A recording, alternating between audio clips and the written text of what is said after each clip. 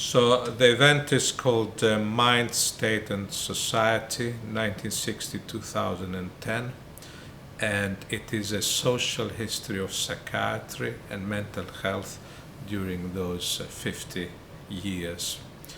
We have chosen those 50 years because 1960 was a time when Britain had recovered from the post-war austerity period, and the baby boomers were becoming an increasingly numerous part of society. So it was a society of young people, and there followed 50 years of liberalization generally in attitudes, the legalization of abortion, the decriminalization of homosexuality, and increasingly liberal mental health legislation.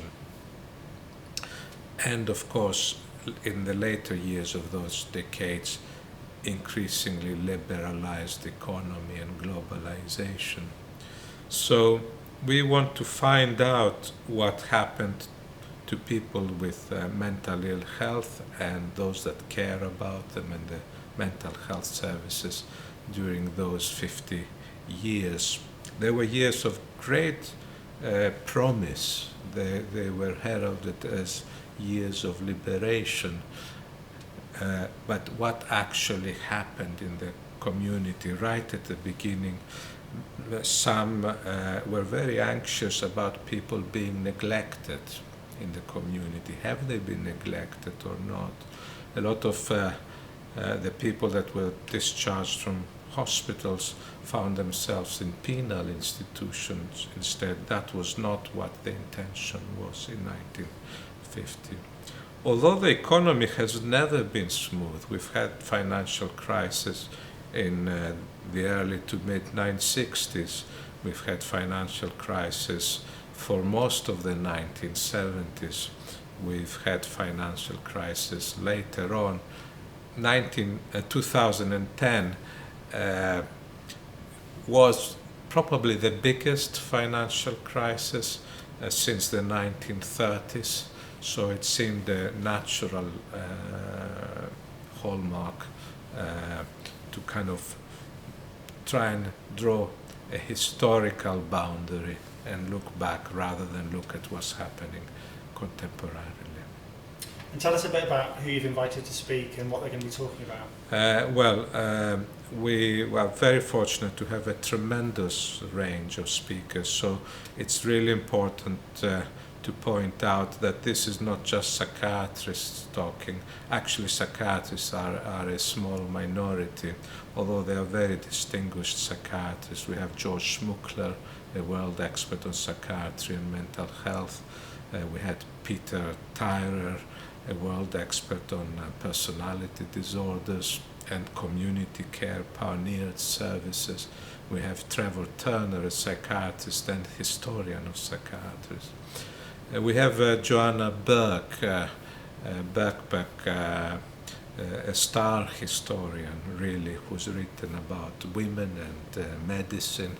She's written an outstanding book on the history of pain, and is actually now a holder of a large Wellcome grant on, I believe it's women and mental health. We have Louise Hind, who is also in the same department, a historian who's researched and written about scandals in the asylums in the 60s, and we'll be talking about this. And it's interesting, like now we are facing a crisis in mental health. It is well known that deterioration in conditions in asylums occurred during periods of economic crisis. We have Paul Macron from LSE, Professor of Health Economics, who will speak about mental health economics during this period and its impact. And we also have Paul Farmer, who will speak for carers and their experiences. He is in mind and has done enormous and important work in policy, advocating for both patients and their carers. So who's going to be there as delegates at the event, and how do you think they're going to get involved in this discussion? So we are looking for the broadest possible range of attendees. We will offer a very limited number of free places for people that have lived experience of mental health problems. We would like to think that many social scientists and historians with an interest in mental health will be there, and of course we want people that have worked in mental health services in all branches, nursing, social work, psychiatry, to be there. Actually, one of the key elements, one of the key aims is to bring people together from diverse perspectives, and this conference is part of a 5-year program that the History of Psychiatry Special Interest Group at the Royal College of Psychiatrists has set out to pursue starting from this year. So, for example, in September this year, we have what is called a witness seminar at the college, which looked at the experience of people in asylums in the 1960s. We are going to follow it, hopefully, next year, in the next 18 months, with a conference with a theme of psychiatry and mental health in 1970s. So we're going to do each year one of the decades, and we're also in negotiation with publishers to publish about the history of psychiatry during those years. We hope that